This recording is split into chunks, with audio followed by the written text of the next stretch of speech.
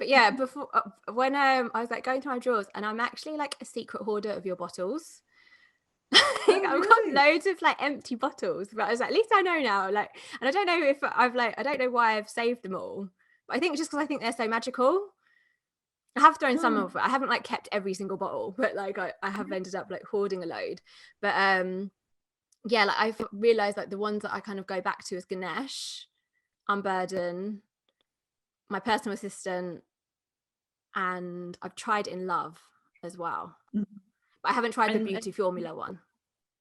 What was Ganesh that? was the one you felt most Yeah, just resonated. before. Well, yeah, so I only had like a little bit of Ganesh left, and I thought I'll just, as I'm talking to you, just take a few drops. And then I just, Yeah. as soon as I took it, I just felt really like giddy. Oh, good. Let me think. Well, once we talk more, I bet I'll be able to figure out what's in Ganesh that is like making you feel so good. I mean, it's Mm. the whole thing, probably, but and Yeah. it's for artistic, creative people, which Mm. you are, Mm. kind of stimulates interest. So, like, if you're feeling a bit dreamy or spaced out, it might make you feel a little bit like engaged and Yeah. energized. Yeah. Yeah, I feel like, yeah, overexcited now though. Like I was, like I said, it felt when I was getting ready before that first date kind of like nerves. Like put my jumper on, I was like, oh my God, this is too hot. Like I need to get changed. Yeah. Well, overexcited is good. I Mm. mean, that's better than the opposite. Yeah, That's definitely. Definitely. I think it's cool that you're hoarding them because like I do that. Look, I've got this like empty moth-eaten bottle of beauty formula. It's really like and I have access to more. I Yeah. really want it around. And but I think because with it's a vibration. Mm. That's what's in it. It's a vibrational remedy. And so in a way, like just having the vibration of that remedy around you could access it maybe. Mm. Yeah. You know? But what ones have you just taken? Oh, I've got a bunch lined up here. So kit Mm-hmm. before we started, that's like my all-purpose calming stress reliever because I was First aid kit. late, and when I'm late, it makes me all wound up and like, and I lose things and I trip and fall and Mm. like. So I took the first aid also because this is like just it's like a date you were Yeah. saying like a first that to kind of calm down, and then I thought, oh no, I look awful on Zoom, like look how pasty, and so I took some beauty formula number 8, and I swear it worked. It really works. You just feel like, oh, you don't care how you look. Amazing. Yeah, I haven't tried that one because how many formulas have you got? 20 something? I More. have 19 adult and Right. 5 kids, Okay. so you'll make your way through them in your lifetime. Yeah. You'll end with the need for beauty formula number 8, because in I feel another like, 10 years. yeah, well, I feel like maybe as you're saying it, I'm like, maybe I do need beauty formula number. Is it number 8? Have you got another beauty formula one? I have 2. I've got 8. 8 was the first one I invented, and that was for like an alternative to Botox and Right. filler. And but it also makes you feel really good Mm-hmm. inside. And then I realized that's for women like 30s and up or 40s, when you're Mm. starting to think, oh, I Yeah, look a that's little, me. I'm gonna keep over lockdown. I've been like, I've got into doing like facial massage, and I oh, just keep doing that, and it's made such a difference to my I need to face. do that because I just feel like my face is tense all the time, which is what beauty formula relaxes your Mm. your facial tension. So Mm. it's like, that's what Botox does. Yeah. But this gets at it from an emotional standpoint of like, why are you doing that? Mm. Yeah. So, you feel inside like you're not frustrated or holding tension, your face will reflect that. Mm. So kind of like, did your mom ever say, don't make that face, it'll stick that way. Yeah. And same principle. Mm.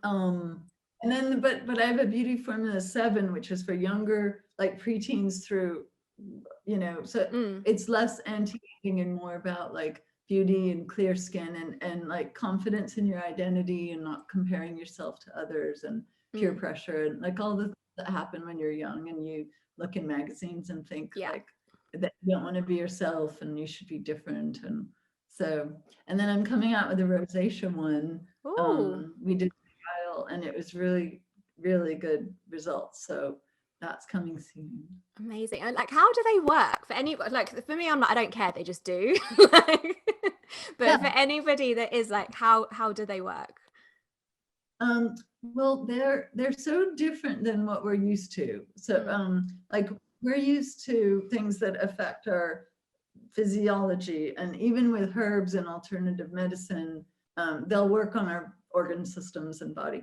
But flower remedies are more in the classified as vibrational. So they're like homeopathy, if you know anything about that, and more like the way acupuncture works.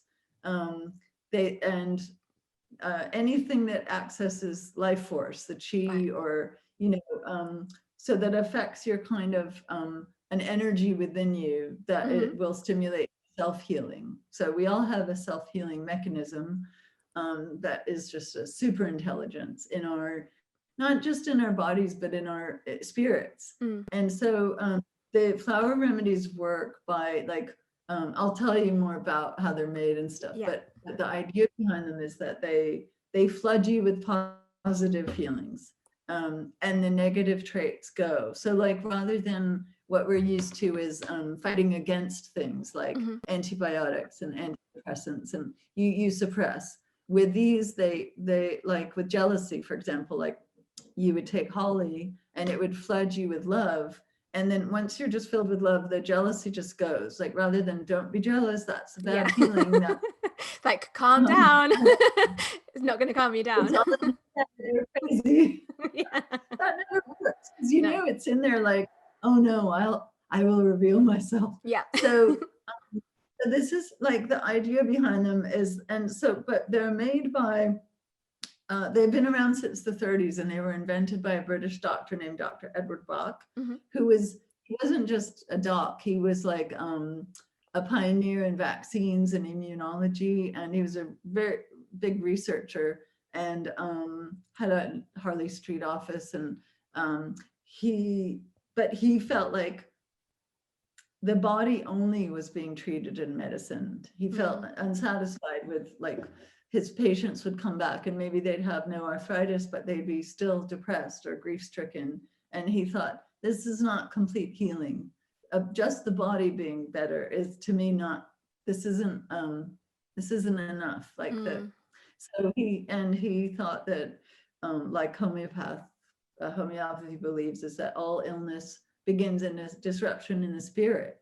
So, most illnesses you can trace back to a trauma or a loss or something that happened that was not healed, and then somewhere later it manifested in the body. So he thought, why not find a system of healing that will prevent those things from happening, physical illness, by treating the spirit first. And he just knew, he was very intuitive and connected to something. And he knew that nature had the answer, and that flowers specifically held the key. And he like left his practice and moved to the countryside in Wales. And he just studied flower. He did all these, he made the homeopathic remedies from flowers first. And then he thought, no, they should be they're prepared differently. So he made them by floating blossoms in a bowl of spring water, and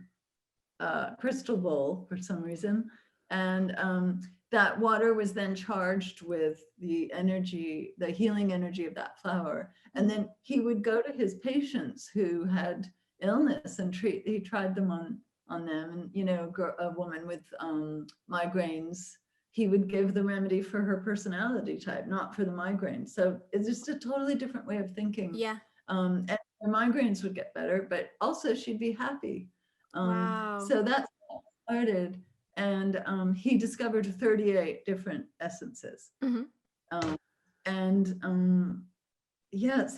I'm not sure how they work more. They're more like in the quantum science category, because they're very, very dilute. So if you took this to a laboratory, they wouldn't see, an essence of wild rose or clematis or something. See spring water or with the brandy. And the same with homeopathy, very, very dilute. But it's funny because like homeopathy is over 200 years old, and this is now how many years? Do you say almost 100. 1930? Yeah, 30s. Yeah. Yeah. So, but they knew that what we're learning now, like we're starting to see that water holds memories, and that water is a conductive element that can hold memories and information. And so that it's kind of based on that principle. Yeah. Because I'm sure, like, it's like Misuro Emoto, who took the photos of the water. Yes, it's like that, exactly, isn't it? like totally. And I discovered that book way before I found Flower Remedies. Really? And I was going through something in my life. Like I just had some big changes in my life, and I used to go to this really lovely little Japanese restaurant where the guy made, like, he was an angel, the owner, this chef, and he would make these little bowls and kind of macrobiotic type food. And one day out of nowhere, he just came up to me and said, can I share something with you? Me and my mom were there. And I said, oh yeah. And he said, he came over with these jars of rice, brown rice. Like, yeah. And I said, what's up? And he said, I have these 2 jars of rice. They're same rice. I know it's terrible that I'm doing an impression, but he was so sweet the way he spoke. And he said, in this rice, it was all white and clear. He said, on this rice, every day I wake up and I hold the jar and I'd say, thank you. And this rice, I say, you fool. You fool. This other, which in Japanese is just the worst thing you can say. Yeah, you fool. completely. And he had it on tape, also in Japanese, were those words written on it. So he said, look at this, the thank you rice, look at it. It's all white and clean after 2 weeks. And the you fool rice was covered in black mold. Wow. And of course, like, I don't know why he's telling me, and I don't even care. I'm just blown away. Yeah. And I said, this is incredible. What possessed you to do this? Like, what made? He said, oh, hold on, I'll be right back. So then he brings the Emoto book and shows me, and I'm just like, that moment changed my whole life. I think it was at that moment. Like an angel, he was an actual angel. He was a total angel.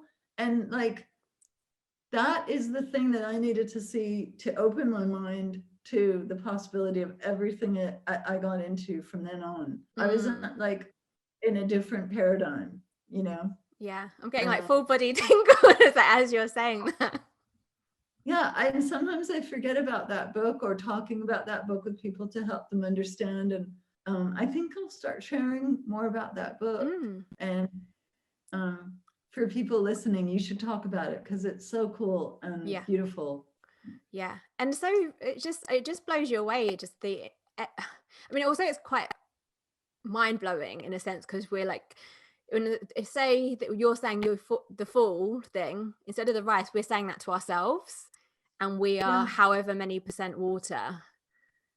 Yeah, that's how powerful it is to say those affirmations, and and even if we don't want to believe it at that time, to just keep saying it, because that lands and can shift our energy and how we're made up.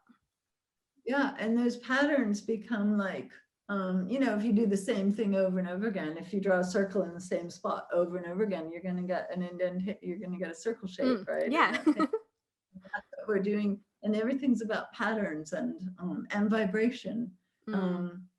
So, and it's like a lot not to do with the conscious mind. It's like beyond that. So it's all mysterious and wonderful, I think. And I'm just so glad that Dr. Bach thought to do this. It was, he really was guided, and there's a purity about his work and his intention that I don't know. I never found there to be a hole in his writing or something. I went, that doesn't, I don't like that, or you know. So I'm kind of strict and classical when it comes to, like, I follow him, and I've tried other flower essences, and they're fine, but they're not reliable in terms of how they're written about. Like they're talked about by other people who I don't know where their information is coming from. You know what I mean? Yeah, definitely. That's why I think it's so important for people to, like you said, just have that kind of critical thinking sometimes when we're reading things, of the integrity of like where that information's come from. It's everything. It is everything. That's what I feel more and more. I'm not saying that I'll blindly believe anybody I like, but you have to have, like, the vessel has to be clean, pure, from, like, or I will not listen. You know. But you just know it as well, don't you? Yeah, I do. Yeah.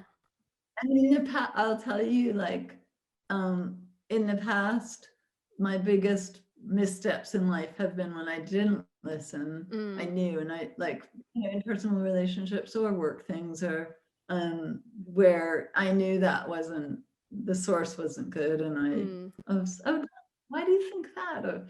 But I was always right in the end. So yeah, but it's hard. I think that's part of the personal development and the journey that we go through life. Like, you have to have those like, even as you're saying that, I'm like, all these memories of those times where I've ignored my intuition, or like you're saying that something's not right and you kind of end up getting gaslit because they're like, no, everything's fine, or this is an opportunity, or like, you should do this, and then you don't trust yourself, and then after you're like, I knew.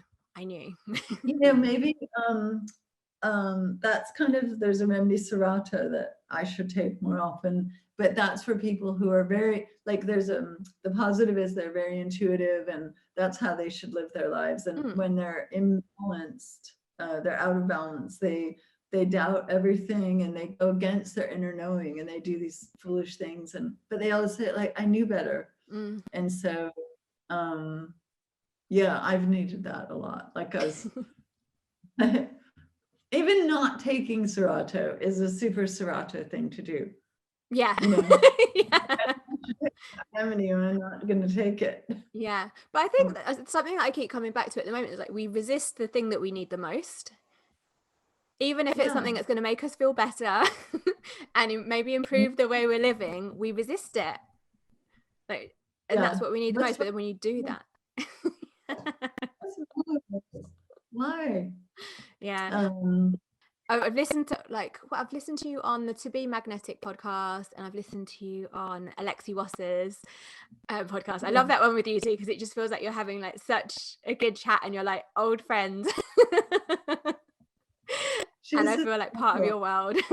Yeah, and then I feel like, oh gosh, have I just beaten a dead horse with this story? Or no. But I might say something I didn't say before. And so how I found Flower Remedies was I was in a point in my life where I really was lost and suffering on many levels. Physically, I had undiagnosed tropical illness from Egypt that later I found out was probably malaria.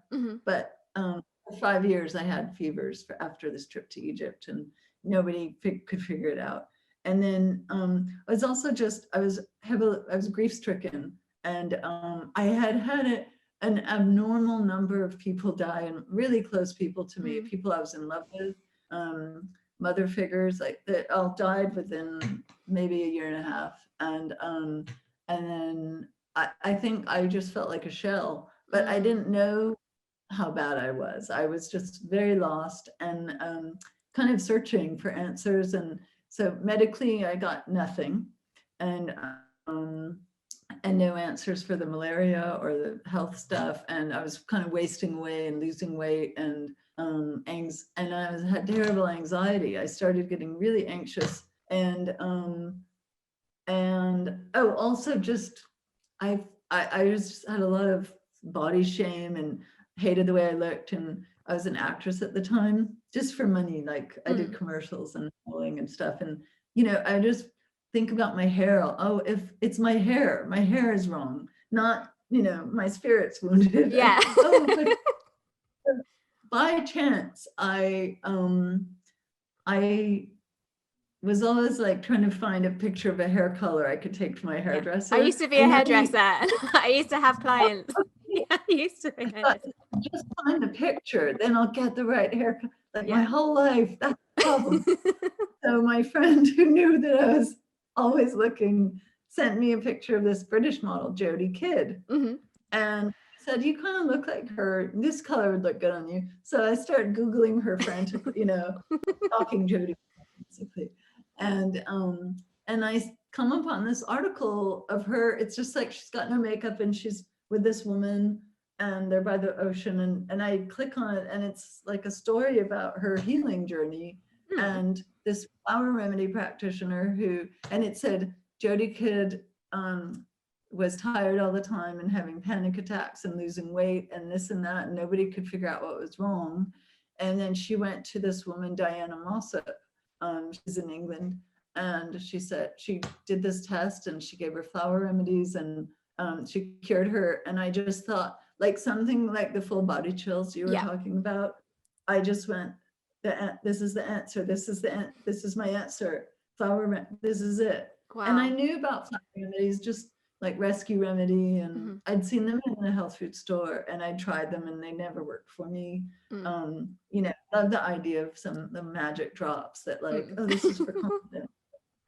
They didn't work. So, but I just knew flower remedies, flower room. So that morning I went out and I'd taken my mom to the doctor and went to get a juice, and past this store I passed hundreds of times that I thought was a spa. And I just looked in the window and it said English Flower Remedies. And I went, and it was always closed or looked like they didn't want business. It looked like one of those stores. Like, are they even open? Like, you know, there was a screen in the window so you couldn't see what was going on. It was called the Healing Water. Okay. And it's in West Hollywood. And so I just thought, this is nuts. I have to go in there. And I went in and two women, and there were crystals everywhere and Orasoma bottles. Do you know those? Yeah. And books and beautiful incense and like just this wonderland, you know, where just in West Hollywood, and just a magical little shop and a seat in the window in the sun. And I just didn't want to leave. I thought, this place feels so good. And so I went up and said, I saw English Flower Remedies. I have panic attacks, and I think that's what they're called. I don't know. I just, and this woman said, now I know her name's Teresa, and she was a beautiful white-haired, ageless person. And she said, write your name down on this piece of paper and come back in 10 minutes. So I went and got the juice and came back. Yeah, it's all like very mysterious. So she had this bottle, like, say, so, you know, like that. Yeah. And comme ça, I meant to say. And it had my name on it and like 7 different flower essences or 6. And she said, take this, and in 3 days you'll feel a lot better, and in 3 weeks you'll be a whole new person. Which, of course, all I wanted was to be a new person. So I felt like just the way you feel when you know there's truth. Like it was like I saw the whole trajectory of my life now going in a different direction in that moment. Can't even you know how that is when I found the thing. I just know it. And so I said, what's in this? Or can I read about it? So she gave me a brochure and I read about each individual essence, and every one was a match to my disorder. Like, you know, clematis for being spaced out, crabapple for obsession with my imperfections, Serato, not trusting my instincts, honeysuckle, nostalgia stuck in the past, gentian for doubt and discouragement, larch for, I remember this formula. So, well, because it changed your life. Yeah. You're going to remember. And that strangely nothing for anxiety, but I didn't care. And so I said, I have to bring my mom here. So I hightailed it back, brought my mom, and my mom's an astrologer, herbalist, and like kind of a witch. She hates it when I say that. It's she's, you know, she wasn't like skeptical about this at all. So I brought her back, and they said, write your name on this piece of paper, come back. So I didn't even ask, like, why are you asking her for the piece of paper? So sorry, she came back, and we came back, and my mom had her formula, and when we looked it up, it was description of her exactly, like as if some fortune teller had just seen right into her. And Wow. so my mom and I both started this flower remedy journey at the same time. And if I just done it alone, I might have been like, surely this can't be the remedy that's changing me on such a deep level. I would have, but I'd call her, and I thought was someone who just couldn't change, just was set in her ways, and she sounded so different. And every day we were comparing notes, and it was literally at day 21, she said 3 weeks, and day 21, I just observed myself doing everything differently, like saying yes to things and being happy. I made all these choices that were like, I left my agent and broke up with this boyfriend who for a couple of years I'd been saying, they're gaslighting me. Why do I feel so bad? Or like, why would my agent wouldn't try to make me feel bad about myself? He wants to get money from you. He wouldn't do that. Like, just, but ignoring my feelings. And I've made these decisions like that. And I had crystal clarity, like, and like, guess what happened? The moment I did that and left these relationships, my panic attacks went away completely. Yeah. So, and I didn't even realize that until later, looking that's how it happened. And I learned something amazing about anxiety. It's not bad. It's like a hunger pain telling you to eat something, and it's wake up. You're not living the right way, and get back on the right track. So, oh my God, that was such a long story. No, I loved it. But even as you were saying that about the panic attacks and it being a message, like I just got another like full body tingle thing, like just coming through, because I think that people think, oh, when they have anxiety, they think that there's something wrong with them, not that it's trying to tell them something. Totally. And I'm so lucky that I didn't go down the road of medication, because when I started practicing and seeing patients or clients, I can't tell you how many times this was the pattern I saw. I'm very depressed. I'm on 3 medications, and their history was I had really bad anxiety. I was raped. I got terribly anxious. They gave me these anti-anxiety meds. They did not work. And then I got prescribed an antidepressant. They did not work. And now I have anxiety and depression, and I don't feel like myself. Like, it was just this, and so I'm just lucky I didn't do that. You don't want to suppress your body and your spirit express things in symptoms. So, like in homeopathy, I learned that very strongly, that like, you don't want to suppress a skin eruption or any expression of a fever unless it's dangerously high. Our bodies and spirits are smart, and they're expressing things for a reason. So like, that changed my life, that first flower remedy. I felt like after having gone to years of therapy and looking for peace in my heart, and that I didn't find, it finally happened, and it was quick, and I didn't have to believe it or do a daily practice or fast or juice or yoga or I just took these drops, which I love because I'm super lazy. And so, and then I just became obsessed with it. I started treating people, for friends and family, and for free, because Dr. Bach was very clear that he didn't charge his patient. He would not charge saying that people. before. He thought it was, and so I was like, I'm going to do that too. And I was just starving, living on commercial residuals. But people were like, you have to start charging. No, I'm pure, and I'm not going to. So if people forced money on me, or, I said, buy me dinner or something, or that I made a choice finally to leave acting, which was just soul destroying for me, because it was not my purpose in life. I don't want to be a performer,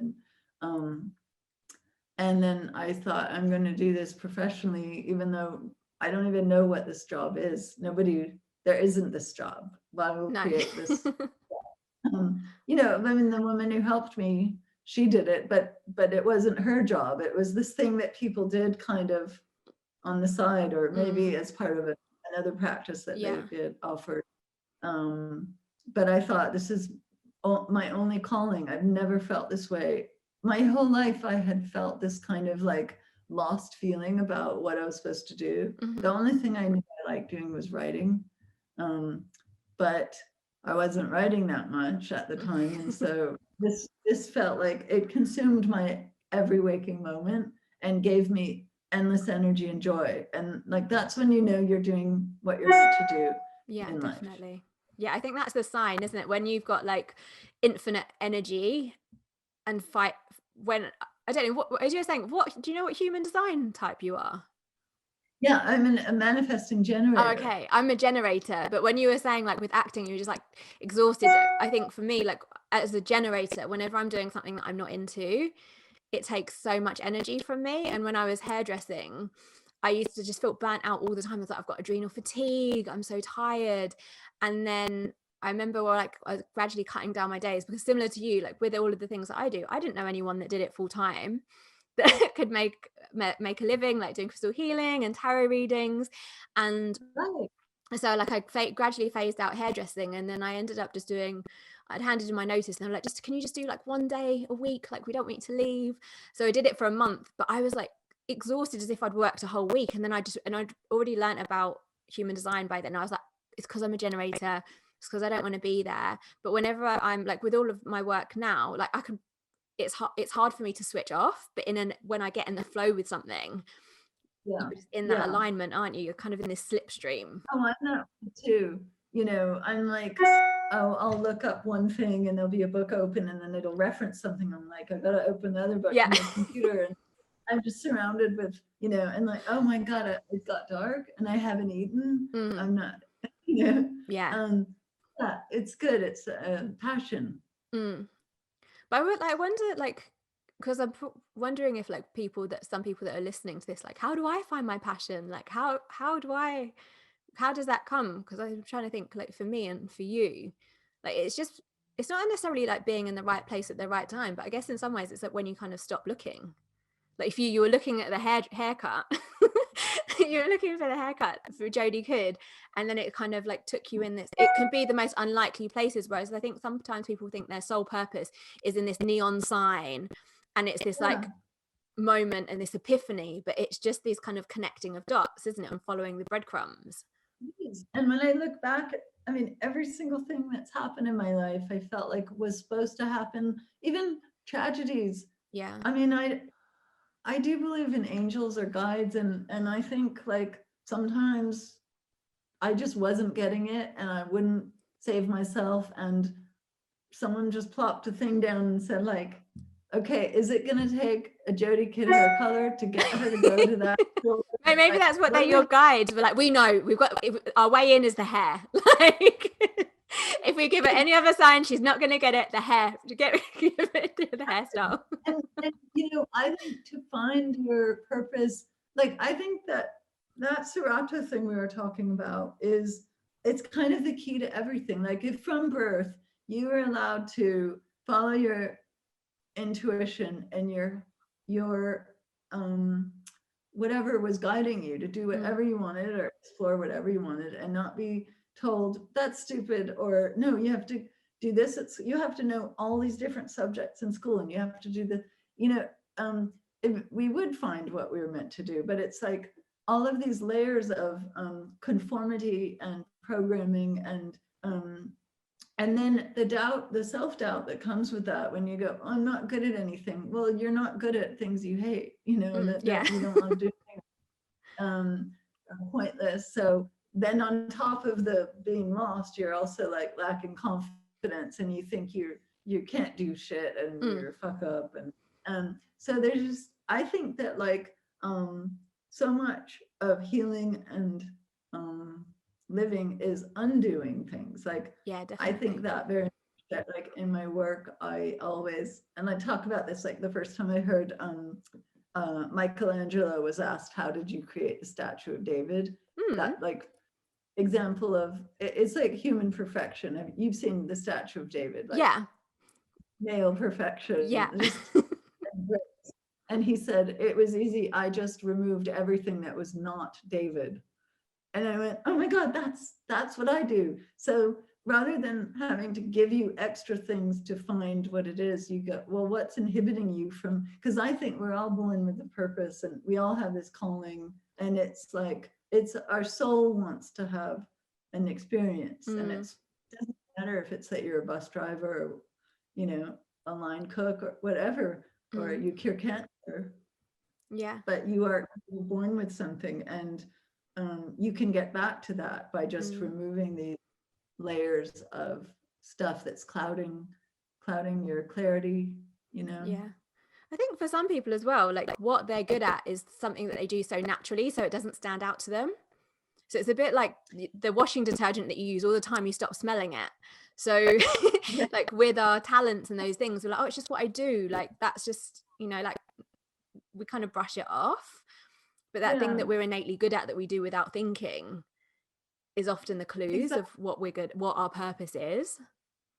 Yeah, and then sometimes you're good at something that you're not meant to do. Like I was really good at being in commercials. And how will I ever get out of this? I keep getting work. Like I guess I'll just be not as good, but so there's that too. That and then there's also a thing, and I think people are suffering from that a lot now because of social media, where it's like they have an idea about what would be cool to do because of their personal branding. Like, oh, I'm gonna be a flower remedy practitioner. That looks cool, and then I'll have that life. Like, no, you don't. It's cool, and you know, like, so I think a lot of people approach it from like trying to reverse engineer a career, and like I'll be that, and then I'll just be that now, and then who cares how to get there. Because it looks good for like there's, and that's a Serato thing too, of like not being secure enough in your identity. Like with that thing where people see, they also see like the shiny curated, the finished end product. They don't see all the sleepless nights, the long hours, I say sacrifice because it's not so much a sacrifice because it's what you love, but the things that get put to the side because you're doing that. Like there's so much more that goes on, and I think that's how. Yeah, exactly. And like I think when you're finding what you love, you just do it without the thought of the outcome, or you know, you just did it. And then eventually this brand came, and I was like almost like by accident, or and I just keep following the crumbs. Like you just keep following the crumbs that are left of like the next thing that you're inspired to do. That's fun. And then, oh, now look what I've done. No, I'm the same. You know, that's how it, because I think, because I'm sure that you probably get asked similar questions like, how did you do it? What's the secret? How did you, you know, like, how did you get this opportunity? It's like, I was just being me. I was just doing my thing, following the breadcrumbs. And I think that's what's magnetic, rather than kind of, because you're just in that flow, rather than being like hungry for all the opportunities. That disconnects you, I think, doesn't it? Yeah. I actually have no hunger for opportunities, and I dread like when I'm being offered stuff. I go, oh God, unless I just get a ping like, no, this is good, this is good. But yeah, not seeking that out. But and then so you had a similar thing with your career, and then what? So what did you do first? Like, what was your first? When you left hairdressing, what was the first healing thing you got into? So I was still hairdressing because I didn't have that belief that I could begin. I never saw it as a job. So I had my Saturn return and had this kind of healing crisis, breakdown, straight breakthrough time where I just got to this point where I was like, if this is what life is and the way that I feel about myself, like what is the point? Like what is the point? Like, and I don't want to feel like this in the future because this is tiring. And then what happened? I went to Burning Man and I thought I was going to have my spiritual awakening there. Shock horror. No, of course I didn't. But I came back kind of like, disappointed that I didn't have my spiritual awakening, but I ended up going to see a psychic, and I was talking to her about getting my chakras rebalanced. I'd always been into crystals and the tarot, but just for myself, and like kind of dabbling in it. And then I was talking about getting my chakras rebalanced, and then she just said, no, you're meant to be doing this. She's like, you need, and because I was like, oh, you're talking about Reiki, and she's like, you need to learn to do Reiki so that you've always got that tool, so you don't have to go to someone else to always have that healing treatment, that you've got access to it yourself. So I was like, okay, cool. And then she was like, also come to my psychic circle, my spiritual development circle. So I started going to that, and it just opened up so much for me, because I'd never thought I was psychic. I was clearly empathic, but I didn't understand what that was. And like when I was hairdressing, I'd be so drained because I was tuning in. All of my clients would always leave like, I feel so much better. Like, and I'm just like, oh, because I've like helped them. And I went to what happened? I went and had my first Reiki treatment, and it just shifted everything for me. And I'd had like a long-term like eating disorder, and I was already having therapy for it. But after the Reiki treatment, my compulsion to do anything like binge and purge had just gone. And even my therapist was like, what's happened? Like the shift in you. And I was like, it could be the Reiki. And things just started opening up, and I started opening up more psychically, and was just got into that rabbit hole. Like, I want to do all the workshops and read all the books and like develop these abilities. And I'd kind of, in a similar way to you, like with the doctors, like I'd gone to the doctors. I was like, I'm really unhappy, like I'm really depressed. I've got this long-term like eating disorder, and I'm just this mess. Like everyone else thinks I'm happy and this happy-go-lucky person who goes traveling, is really happy, but inside I was like, I hate myself. I don't know how anyone likes me or wants to be around me. And the doctor was just like, well, like take these antidepressants. And I said to them, like, I didn't want to do that because I'd done it before, and I didn't want to mask it. I wanted to get over it. I didn't want to press pause. I wanted to shift it, because I was like, if I press pause, I've still got to deal with this at some point. And the doctor like said to me, like, if you don't want to help yourself, I can't help you. And when they said that, I was like, well, this is why I'm here, because I'm trying to help myself. But also it just made me realize that this is not, this door is closed. I need to go down like this, go through what actually does help me, like all of the spirituality, meditation, and all of that. And then it's just kind of like gone from there. I ended up going to Bali for 2 months to be an apprentice to a shaman there, and like travel back and forth there a lot, just absorbing all of the energy there, and going to lots of different workshops and learning different things and meeting different people. And then it's just gone from there. But similar to you, I definitely never thought I'd be where I am now. I just thought I was just doing it to heal myself. And then when I got back, people were like, can you do a treatment on me? And they're like, you've changed. Like, you're so happy. You're so relaxed. Like, you're different. Like, what have you done? Like, can you do that on me? And it just kind of like evolved and blossomed and just built gradually. Like, I've never had like a 5-year plan. Like, even with my book deals, I never thought, I was like, I can just about write a blog post. Like, I didn't finish my GCSEs. Like, I'm not a writer. And then like this opportunity came up, and I was like, well, yeah, like if I was going to do it, I'd write a book about crystals, and can be quite impulsive. So I kind of say yes because if it feels like a yes, I'll say yes, and then work it out after. And then have like the imposter syndrome of like, what am I doing? And then it's just like gone from there. But doing all these different things, like you said, you just know that feeling, and all of those experiences that you have before where you've ignored your intuition, they're blessings in disguise, because they're lessons and opportunities. That feeling feels so raw when you've ignored your intuition and it's not going right, so that you remember that and it's kind of seared into your brain. So you're less likely to do that again, because I think you realize, I was doing all these things to be happy, or I was being with that person because I thought that would make me happy, and I couldn't have been further from that. So I might as well go the other way and just see, because like I think I've been going this route and I keep hitting my head against this wall thinking, oh, this time it'll be different. This time it'll be different. But it's the same thing in a different disguise. And then, just everything shifted.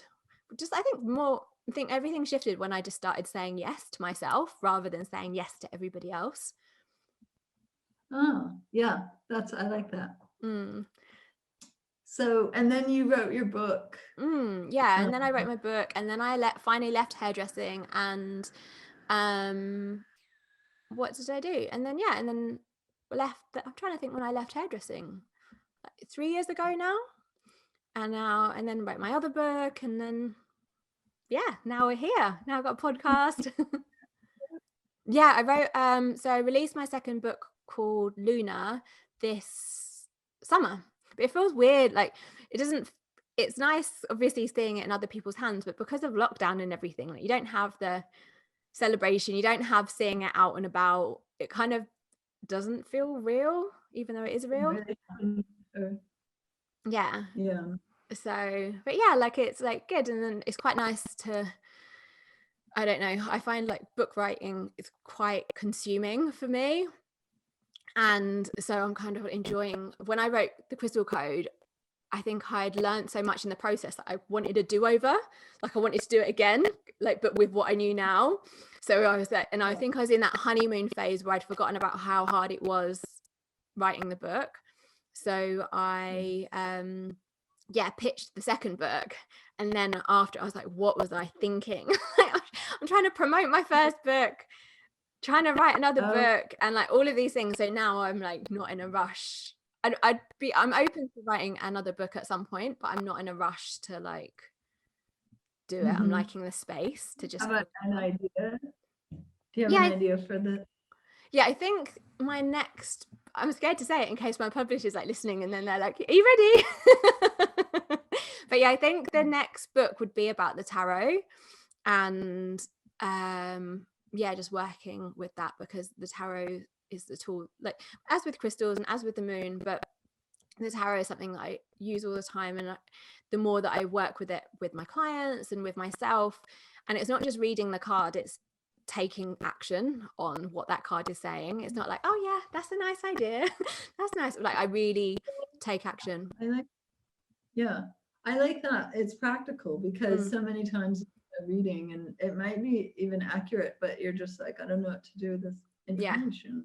I always try and be practical with my clients, try and be practical, whether it's like a book recommendation or do a thing, because like you said, sometimes it's like, but what do I do with that? Like, what, that's nice, or I hope that comes true.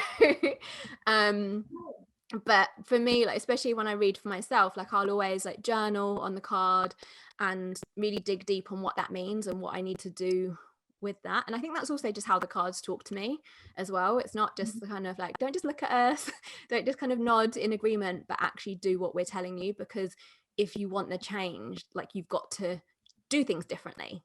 So like similar to us, like with our kind of previous situations, like nothing changes if nothing changes. So we have to kind of break off like and go off track and do that thing that maybe our intuition is calling us towards, or that thing deep down we know we need to do, but we don't know how we're going to do it, or if we're good enough to do it, or we've got the skills, but there's something in that. So it's fantastic. I just admire you for writing one book, but I keep thinking I want to write a book. Yeah, because you mentioned that in Alexis, and I was like, yes, when is this book coming out? I have too many ideas, and also because I'm also a fiction writer, and then I think about bringing that in, like stories, or I just have so many. Maybe I need to write 3 books to instead of trying to get it all in one thing. I'm not sure. Maybe. Well, this would be a good time to maybe start exploring the book thing. Yeah, but I think also, I know the way that I write is I try and make it more story-like and more descriptive and from personal experience. And I think that people resonate with that so much more, rather than, for example, this flower remedy does like actually saying, oh, I was in this situation, this was what's going on. People resonate with the story more rather than the facts. That's what I resonate with. I mean, there's enough that's the thing, because I went like, when people said you should write a flower remedy book, I thought there's enough information out there. I don't need to know more about Serato, but stories are more interesting. Yeah, and they're easier to write, I think. It's like one of my things is I've learned, because at the beginning with the first book I just had so much writer's block, and then Ganesh saved my life. Honestly, that was the first one. That started this whole Yeah. our relationship. Yeah, Ganesh and me not being able to write my book, and I took it and it just like was like something clicked, because I think I'd already written it and I was struggling with the last, I don't know if it was like the conclusion or something, and I was even like, what the fuck is this book about? Like, what, like, I can't write this conclusion. This is like, I just don't know. And then I took Ganesh and then I read, and I said to my publisher, can I do the edits, go through it, and then write the conclusion? Because I'm stuck on this, so I need to do something else. Like, I can't keep hitting my head against this wall trying to make it happen. So they were like, okay, do that. And then I got it back and I was like, this is shit. This is so dry, because I'd written it in a way that I thought, like, I was looking at other books that people had written, and in my head, because I had imposter syndrome, I was like, they've got a book deal, they clearly know what they're doing, I don't, so I need to write like them because they know what they're doing, but I don't. But then that had resulted in a very dry book that didn't sound like me and wasn't interesting, and that kind of has made me just kind of like just had this complete fuck it moment. I was like, I've got nothing to lose. I'm on a deadline. Just blah. Like, what do I want this? What do I want to like inject myself into this? And how would I actually say that? And one of the things for me when I'm writing, it's like, how would I say it? Like, how would I say it? That makes it easier for me. And it just like, I always come back to that. But yeah, and then that shifted things, and that's why after that, because I was like, oh, can I do some more? My editor was like, no, you'll never be done with it. It's got to be what it is now. And I'd written the conclusion while I was taking Ganesh, and it was like, that was my favorite bit of the book, because I just got into the flow of things. And then after, that's why I was like, I want to write another book, because I've got my thing now. Like, I know what my process is. I know what my style is. So you didn't scrap, like, you read it and you didn't like it, but you didn't scrap it and start all over. I couldn't. I couldn't. Yeah. I was like on a deadline, and I'd already had extensions, and I was just like, that's what I mean. I was just like, I've just got to put myself into this as much as I can. So using what I already had as kind of like the bones, and then putting the personality like into the rest of it. So yeah, but like, yeah, because it took it, I don't know, my publishers, they always gave me like really short deadlines, and then I was like, I need a bit longer, I need a little bit longer. And yeah, like, because I don't know, I thought that writing my second book would be easier, but that was actually it was hard in its own way, because then I feel like I had too much that I'd gone the other way, or I had too much that I wanted to say.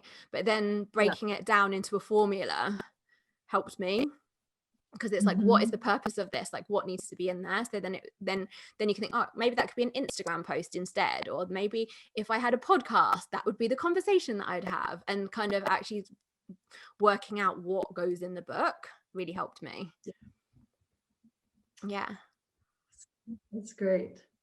I can't wait to read your book already. So when are you going to start writing it? Well, I feel like when we get off this call, I feel like I want to start making notes. Like, because when you're talking, the wheels are turning right as we speak. Yeah. So I think I should make a bottle of Ganesh.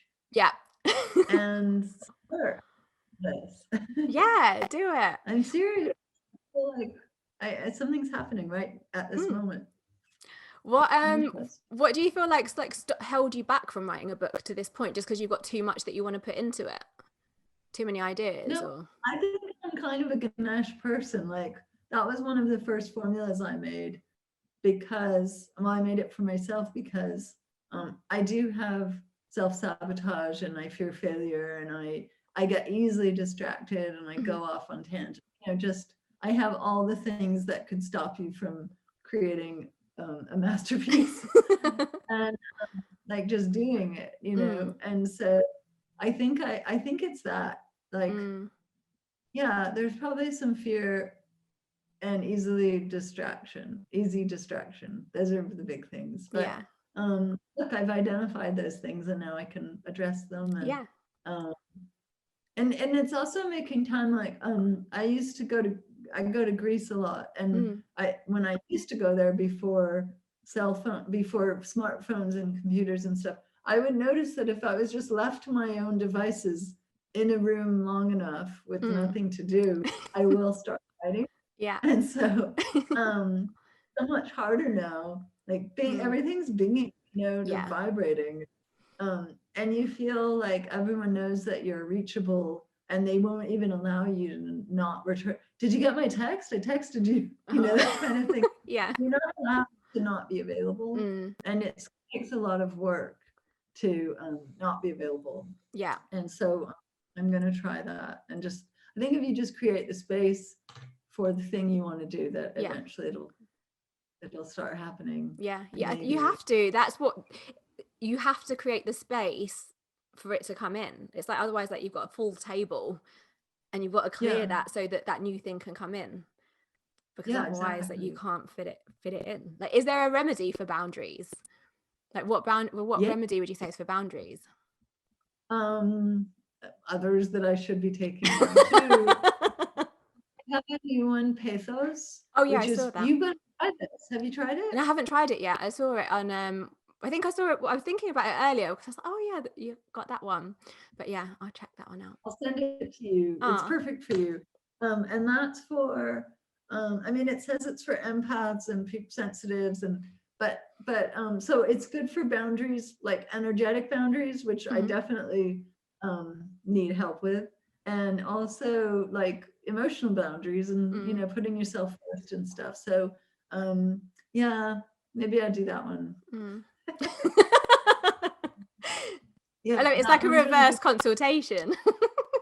Exactly. Well, I never get to do this with people. In Love is really good for boundaries, but I feel like the other one is better. So I've taken Unburden. Unburden's like one of my like go-tos when I'm just feeling like I can't.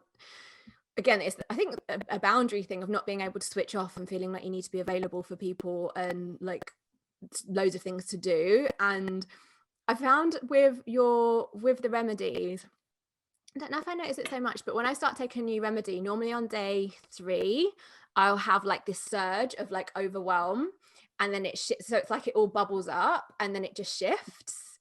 And it was interesting because I'd recommended them to one of your friends. So I'd ordered it from you in the US, and they'd come to me, and then I sent her hers. I was like, how are you getting on? She's like, I'm feeling really emotional. I was like, are you on day 3? And she was like, yeah. And I was like, I think it's a thing, like, because I think it brings it up and it shifts. And she said, I think she was taking Unburden then, and she had the same result as me in the end, where it was like, I feel like I'm too chill now. Like, I feel like I'm too not worried about getting work done. But I don't that she probably needed to continue that remedy. It's so interesting what happens. Like, I have the same thing. So day 3, there's a change. It can either be that suppressed stuff comes out, or it can be that you just feel great. So something happens on day 3, and then day 21, like I said, it's like you can mark your calendar that the shift happens. Yeah. But what happened with her is that the person who needs Unburden is very dutiful and responsible and kind of conscientious and helps others and worries about others, and they're responsible, like, and stressed all the time. That's their mindset. And so what happens is, if you start healing that, but you haven't had a complete healing, you're almost a schizophrenic. You're both the relaxed version of yourself and the person, the old you, that thinks they have to be always responsible and on duty, that's judging. So we call it witness phenomenon, where there's where at the same time you're halfway through healing, and the old you is looking at this new person. It's crazy. So usually I say, just push through and like do another round, because you're just right there. It's a strange thing. Have you had that happen? I'm trying to think where I'm thinking actually that's, I've probably taken it, run out, thinking that it's done and I'm good, but then I've ordered it again a few months later. So maybe if I'd have just done it again but not had that break, then that process would have been continued. Like it would have been integrated. It would, rather than like more of a kind of sealed deal. Yeah. That's what's cool about these, is like they're not meant to be taken forever. Like, you know, I take vitamin C for my whole life every day. But like with these things, once you have the healing, you don't backslide or lose the benefits, but you do have to take the remedy until it's kind of like done everything it can do. And usually what happens is you remove a layer. So like say you took Unburden, you would know when it's time to switch, because not only would you feel better and have like healed those issues of stress and responsibility and overwhelm, but you would have a new usually what happens is a new thing comes up. And it's almost like, it's like you know how you can tell the age of it, like the rings around a tree, you can tell how old it is. Well, I always think of that image because you remove the unburden layer and then you're like, oh, now I'm easily distracted and self-doubting and like have no confidence. And then you're in a Ganesh state. And that might be from like, you could say, oh, I've been in that state for the last 10 years. And then you take Ganesh, right? And then for 3 months, and then you're shy. And you go, wow, I was shy like from childhood until 10 years ago. So it's almost like a time machine where you're working backwards in time, healing layers until you are just you. And then you're taking remedies that are more for your like constitution and personality. So it's fascinating, like as you get peeling the layers back, isn't it? Yeah, peeling the layers back. And then so I always recommend like doing the remedy until you don't have that issue anymore and something new comes forward. So sometimes it's like 1 month, sometimes it's 3 months. Yeah. Well, I guess it depends on like how ingrained that programming is. Exactly. And it isn't like sometimes it's going to take a little bit of work, but how hard is it? Oh, I'm going to have to take a few drops every day to get rid of my thing. It's not hard. And yeah, and usually the longer you've had something, the longer it takes to go. That's one thing. And but I think even though it might take a whole bottle or 2 bottles, like the shift, like I was saying, you have the day 3 and then it shifts, like you're already feeling, and that's why it's easy. And I think it's that classic, oh, I'm feeling better now, I'm just going to stop taking that, I don't need it. But that's when you need to keep going to integrate it. Yeah. And like, take it if you really don't want to. Like usually I will I'll lose my bottle or forget to take it when I'm kind of done with something. And it's weird too, because like when I really like a remedy, it's always in my eyesight. there it is, and my bottle. And then as soon as I'm done, it's like, where's that fucking bottle? And then I'll look everywhere for it, and I look in my purse and I can't find the bottle. And then I'll look again and it's where I looked before. What? Where it's just like it was invisible. It's strange how that happens, but do you think that's like, I think that's similar with crystals though. You kind of have crystals near you and you're like, oh, that energy, and it supports you, and then you lose it or it breaks and it's hard, it's devastating because you're like, oh, like my precious, like Gollum. But it's because you're done with it, that you don't need that anymore, but you wouldn't have let it go because otherwise then it becomes a crutch. And then then it's not supporting you then when it's a crutch, because it's the opposite then, isn't it? Because then you're reliant on it. Yeah, but that sounds like maybe you're being too hard on yourself. Like like when you take a pacifier away from a baby. Like they'll learn to take care.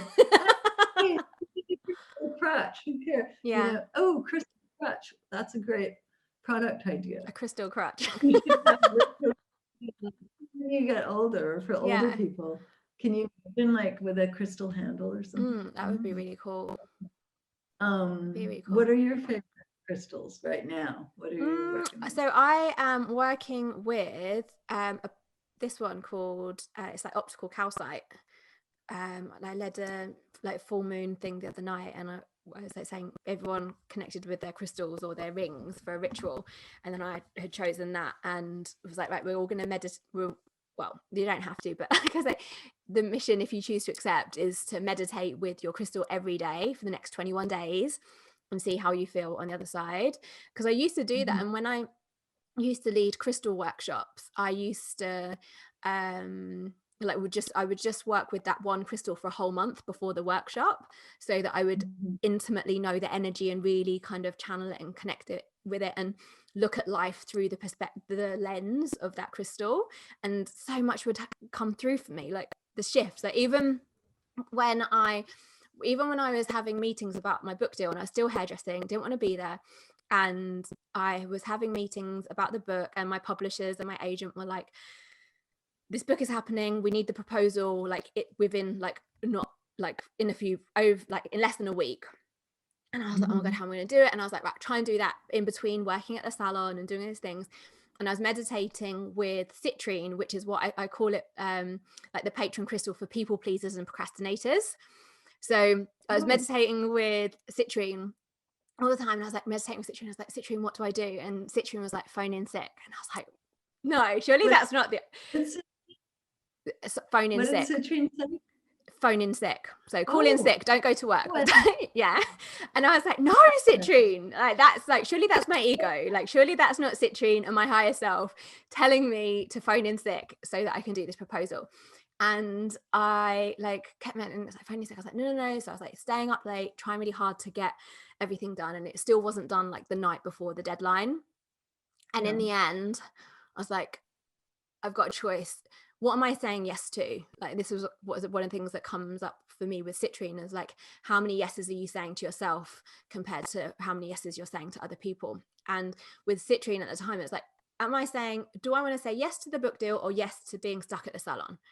So I need to phone in sick because I need to set and say no to the salon and yes to the like getting the pitch proposal sorted. So I phoned in sick, felt super anxious about doing it because I was like, I'm lying, I'm like letting people down, like this is really bad, like I'm not even ill, and I had so much guilt, and they were like, it's fine, like we'll sort it out. And then I like the rest of the proposal just downloaded, and it was like super easy, got it done, sent it over. But then I just felt really guilty the rest of the day. I think I made myself feel ill because I'd like wound myself up so much about it. And then when I spoke to the girls, they were like, oh, you only had one client in anyway, and your other clients, well, no, you had your client, what was it? I can't remember. Basically, everyone was happy to cancel, and I didn't have that many clients in. And I think if I'd have gone, oh no, I don't know. Anyway, I just knew that if I'd have gone in, I wouldn't have been busy. They'd have made me stay there all day, not doing any clients, and I would have been so frustrated because in the back of my head, again, I would have been like, I should have phoned in sick. Why didn't I phone in sick? But because I was working with citrine, and because I kept meditating and it kept coming through, I was like, yeah, this is what needs to happen. And then I got the book deal, and then I got to leave the salon. And I think it's in that moment, it's like, what are you saying yes to? When you meditate with the crystal, are you literally like holding it in your hand? Is that what you like do? a lot of the time, like sometimes like I will often I'll have it in my hand, depends how big it is. Sometimes if they're really big, I'm not gonna hold it, but sometimes I'll have it in my hand, or like lay it somewhere on my body or in front of me. And then really simply I just imagine like I just breathe its energy in. So imagine like that color of the crystal like filling my body, like all the way from the top of my head down through my body, down through my legs, like all down my arms, and just feel myself really filling up the energy of the crystal. And then sometimes I'll just like soak that energy up, and sometimes I'll talk to the crystal and ask it like questions of like what's coming up. But then also, like for me, the meditation with the crystal happens in my day-to-day life, where I'm like, if I was this crystal, what would I do? Because I've chosen this crystal for a reason. Like I've chosen that crystal for its superpowers and its wisdom. And each crystal, like I always say, like crystals are like cosmic life coaches. So they all have their own kind of perspective on different things. And like, so I was like, what would that crystal tell me to do? What would that crystal do? So it's like, how can I be more like that crystal? And that's when the shifts happen. And before, I used to be like such a crystal hoarder. I mean, I still have got lots of crystals, but I don't buy new crystals in the same way, because before I'd be like over prescribing. Like, I need this, I need that, I need this to fix my life. But working with just one crystal consistently in that way, I would have so many more shifts in that space of time than I would have if I just had all these other crystals just passively around me. And then I'd turn into Gollum, because I'd be like, my precious, like, we've been through so much, like, you're so wise, like, you've helped me like tap into myself. And then I'd have another workshop and it would be another crystal, and I'm like, oh, like separation anxiety. But then work with another crystal, and then that crystal would be like the best crystal ever in the world. And the cycle would repeat. Oh, interesting. Let me ask you this. What do you think of a sapphire that is a lilac-y, like lilac We've talked gray? about this before. I've completely forgotten. Because you messaged me about this years ago. I know, this is crazy that I haven't acquired one yet. But will you remind me? Did it come to you in a dream, or is it that you've just seen it? Yes. No, it came to me in a dream where I was told by this angel or some guy I needed to get this, and like basically it really felt like, you better get this, get something, get this stone. And like, why am I not doing? I'm on the verge of buying a ring or doing something. Yeah, it feels like it should be a ring. Yeah, I don't really remember other jewelry, but just remind me really quickly, indulge me. So with sapphire, that's really, it's sapphire, Sapphires Associations, and also it's like the blue of your branding.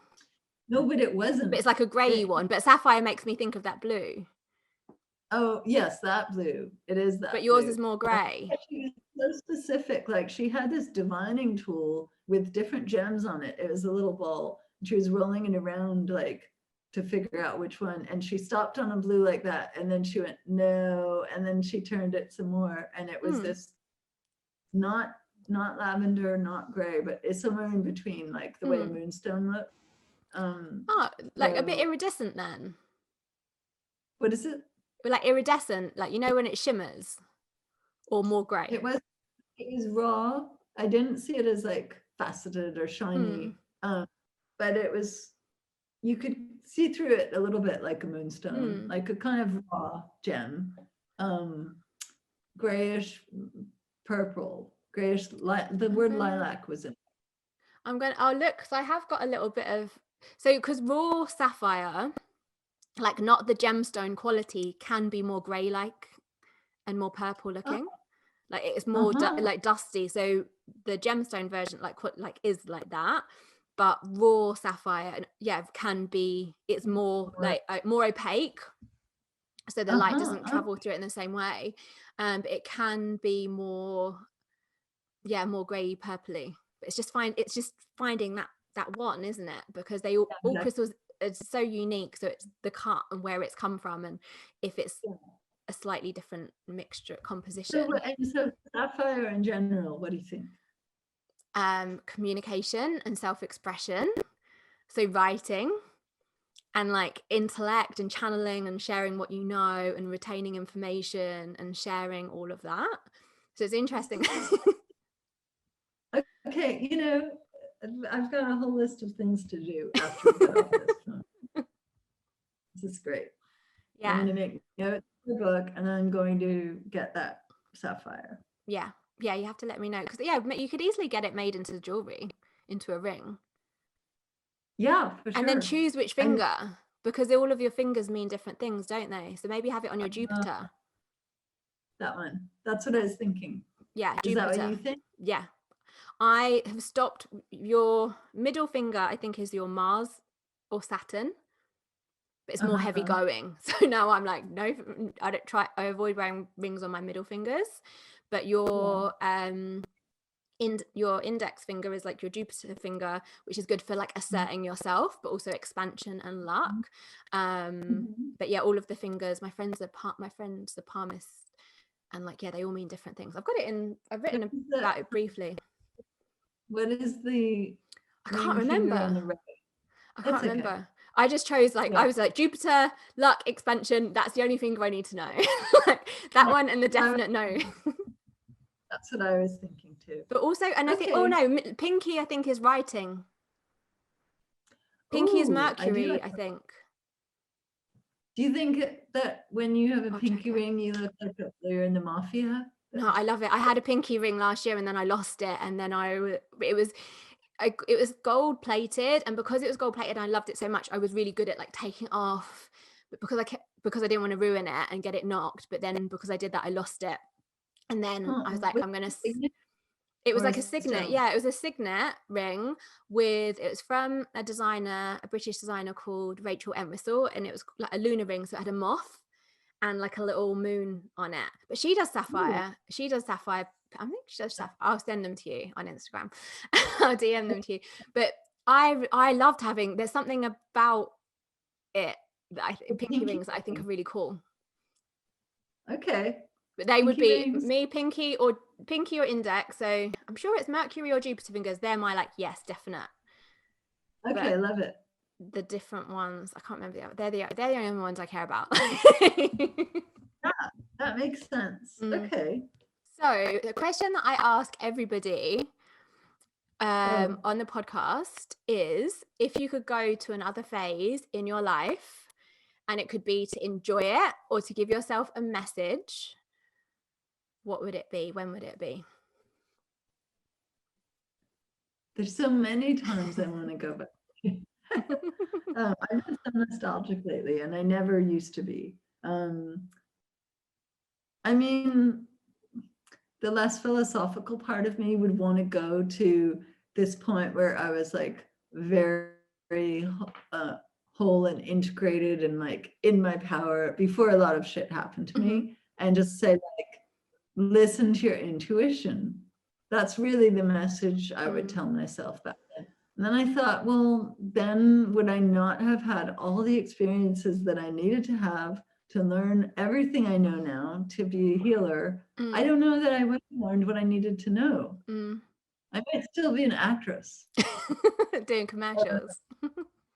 No, but I'd be now like my career would be, I'd be looking at getting some work done on my face because, like, I don't know, but like that was the first thing that came to mind. I always And, think, wear your seatbelt, get that yeah, seatbelt fixed before your head-on collision, head right. injury, maybe that. Like I would like to not have had a head injury that still bothers me today. Right. So maybe that. Yeah. It's not very like exciting, but Some of I think from asking people this question in the podcast, I think as well, like those messages, when you go back to that moment, it's also a message that you need now. yeah, because there'll be times now and in the future where it's going to keep happening, right? Yeah. Where we have to make choices and discern, especially now, I think. Yeah, my instincts are saying a lot of things right now. Like move to, where should I move to? Do you know where you'd want to move to? Oh, Portugal, nice. Well, I love Greece, and I've been drawn to Ireland, but I'm not sure now. Like, I'm very much like opening myself up to the oracles around and seeing what comes in, because it feels like something is going to shift. I think for some people, but yeah. Yeah. I think this year is just making us reevaluate how we want to live our lives. Yeah, it is. What's important to you? Well, it's taught us what we need as well. Like, okay, I can't live without this, this, and this, or I will not tolerate this, this, and this. Yeah, definitely. Would you take sole purpose for that one then? Yes. However, I'm noticing that like I've never ever since I started this product line gotten any messages like I took this and I feel worse now, or but since this what's the word, like lockdown, I've been getting strange messages, especially with soul purpose, where people have said like, I feel anxious since taking soul purpose, or I feel really angry. So, and I know this to be possible because I had an experience like that early on when I was still acting, and I took wild oat, which is one of the ingredients in there. Mm-hmm. And wild oat is the remedy, it's the compass, and it's to help you figure out what you want to do in your life, big choices. So where to live, what to do as a career, who you should be with, like really why you're here in this lifetime. And if you take that when you're in the shittiest job that you hate, or in the worst relationship, or in a town you don't want to be in, and or you're not allowed to leave, then you're going to feel so frustrated, and it's going to bring up everything that's wrong, and it's like maybe not the best time to do it. So that's the only one lately that like I've been concerned about. Like I mean, sometimes that's why, like in healing, there's two ways to treat people. One is, say someone's in an abusive relationship and they're so unhappy. Do you give them a remedy that's going to make them stand up for themselves and leave and fight back, or, and risk whatever might be the fallout of that? Or do you give them a remedy that's like for harmony in relationships and tolerance, and like, so that they can stay maybe a little longer until they figure out what to do? Because you can do both. And you have to be really clear with that person about what they want to happen. Because it's not for us to say, like, to judge, like, she should get away from that asshole and like watch this, So I don't know, like, I'm kind of scared to take soul purpose now, because I might just like up and leave, and I don't know, I might do something crazy. So I have to be practical right now, Yeah, especially with everything that is going on, because like you said, we're restricted in so many ways, and maybe knowing I don't know, I think we were always living our soul purpose anyway, like we don't need, but I think sometimes when we have that clarity, like I know when I was like still hairdressing, like, and I knew what I wanted to do, like I knew I wanted to do healing, and I knew I wanted to read the tarot of people and hold moon ceremonies, but I couldn't, like I had to do a job, like I had to pay the bills, like my business wasn't in that position yet, and that's so frustrating and can create so much anxiety and so much resistance, because you're not where you want to be and not where you think you should be, rather than like learning to be okay with where you are and trusting that you'll get there, like you will get there. And I don't want to just like be complacent and apathetic and not react to what's going on, but maybe in a month or so the soul purpose would be good to, because I think I'll be ready for some incoming messages then on that front. You need to start writing first. Doing more I'll start writing. Recon, I'm collecting reports from people about where is good to live, and so I think it will come through as well next year, I feel like. I have dreams, and like if I just start listening to my dreams and writing them down, I usually get everything in dreams, so there's that too. And Flower Remedies, I'm not sure, you must have this with crystals, but Flower Remedies really enhance dreams, and you'll often have dreams that are like theme dreams that relate to what you're taking, pretty amazing how you can unlock parts of your hard drive in your brain and just bring up a file. That's what it feels like it's happening. My dreams have been so vivid lately, like really weird. Like Are some you of them are like down? no, I'm not, like I need to. I wake up and I meditate, and then I usually journal, but by the time I've started meditating, I've forgotten about the dream, so I think I might need to start doing it the other way around. Sometimes I write the dream down. No, I never remember unless I do it right when I wake up. So, and I think when you write that, I know when I've done it before, because I was trying to learn how to lucid dream, and then I was doing it, and every time I was writing it down, I was like, this makes no sense, like this is so weird. But then when you do it consistently, you're like, whoa, this is coming up.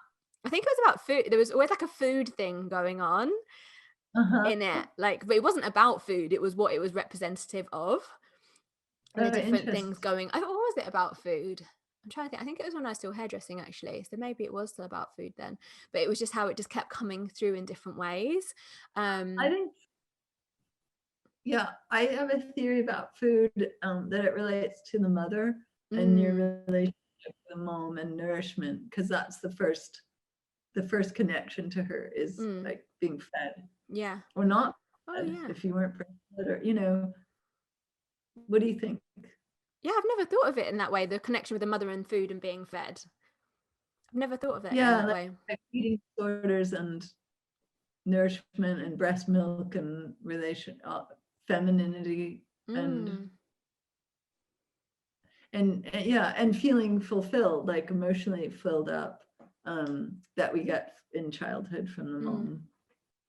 That's interesting. Maybe. I'm gonna so my homework is to write down my dreams. Your homework is to take Ganesh, find your sapphire. Get a sapphire. Yeah, and there was something else, wasn't there?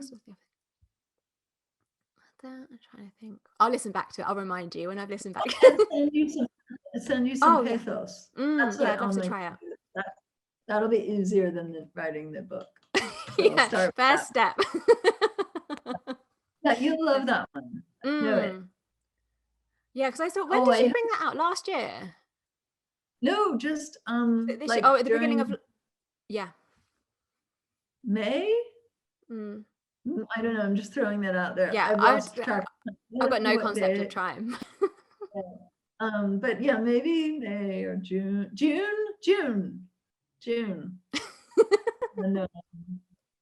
Yeah, it's a good one for right now, because even people who aren't empaths, it's so bright right here. Even people who aren't empaths, you'd have to be just heavily medicated to not be feeling the energy of what's and the suffering, like the mass anxiety. The anxiety is building because it's growing. The more people are anxious, the more it's growing and it spreads.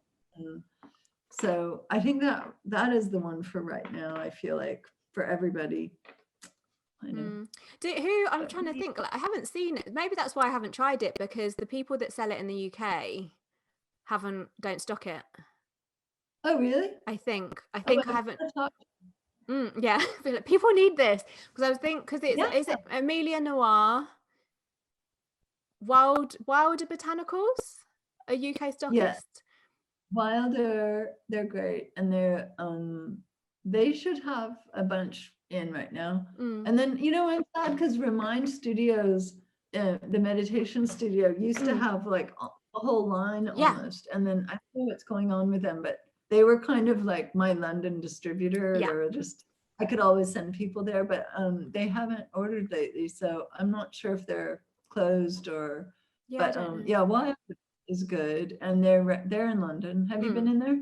No, I haven't, because so I was listening. So I was just before lockdown, or the day before lockdown happened again here. I was listening to you on Alexis' podcast again, and then I was like, oh wait, I need to get a potion. Like, which one should I get? And I couldn't decide. And I was like, who's got them in London? And I'd seen that Wilder did. But then I think I kind of like ran out of time and I couldn't decide. And I was like, I don't know if I can go in the shop anyway, so I'll get it online. And then I just couldn't decide, because I was like, do I get Unburden again? Do I get Ganesh? Like, they're the ones that I kind of go back to. I was like, I don't need personal assistant, because I've got an assistant now. So she's just being her and making me feel better. So that's like that. And then, but yeah, maybe it's like pathos that I need, but they didn't have that. Maybe that's. I will send. Thank you. I can't wait to try it. Yeah, and I'll do like I'll do. So would you recommend? Well, I mean, like a journal anyway, but would you recommend doing like a diary as I'm taking it to write things down? Well, I like to take notes and stuff, but also, like, you don't have to, but it's kind of cool. But maybe like once you start feeling it working, and it's interesting, especially with this particular remedy, because it addresses a lot of like patterns that might be just inherent in your nature that aren't like the other stuff I was talking about. That's kind of like removing layers and healing and getting to who you are. This actually is for who you are. Like it's very much about a personality type and a soul type. So it's going to be very deep acting, and likely these patterns will have been in place for your whole life. And so Yeah. when you start feeling a shift into positive version, it's going to be kind of remarkable. Wow, can't wait. Yeah, because sometimes I have bought them at the beginning of lockdown. I bought a few from you. That was definitely on Burden that I got then. And then what was the other one? But yeah, and then I think I was like, I'll try and get them in. I'm impatient, so I was like, I don't want to, because sometimes it can take a little while to come over from the US, and I think there was issue because of lockdown that it took a little while for them to come. But I also think that they come at the right time as well. Like they do come when you need them. And maybe things have been fixed a little bit, and things are picking up with postal services. Yeah. But I think everything's back on track. It was when everything was like a shit show. Yeah, but it's all back on track. Yeah. Yeah. Well, it's so nice to talk to you. Yeah, it was so good to. Yeah, you got the light. It's like chasing you around the room. But thank you. I've loved talking to you so much. Thank you so much for being my guest on here. And you're like my last guest of this series. So I feel like it feels really special.